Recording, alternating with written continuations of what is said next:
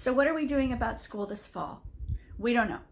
The schools don't even know as of yet. They're talking about having virtual meetings to decide what to do about in-person or virtual school. Parents are asked to be making impossible choices. And I've seen dozens of posts.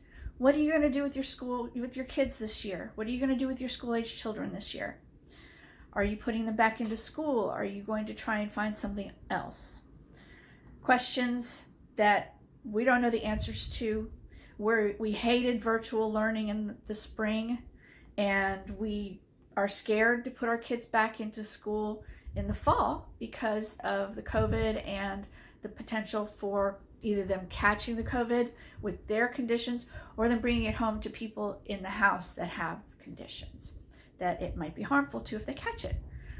So, as I said, impossible choices.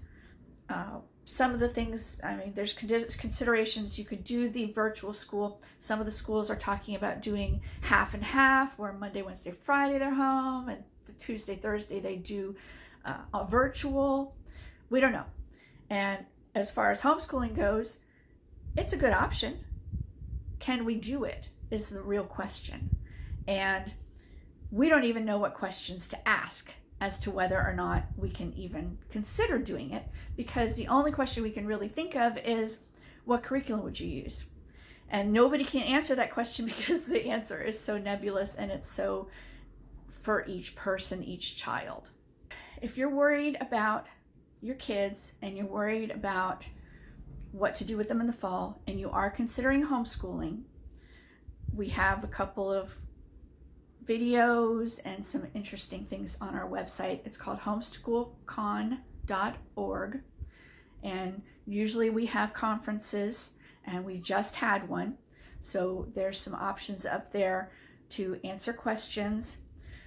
Questions you might have are what curriculum to use. Obviously, you don't know what questions to ask.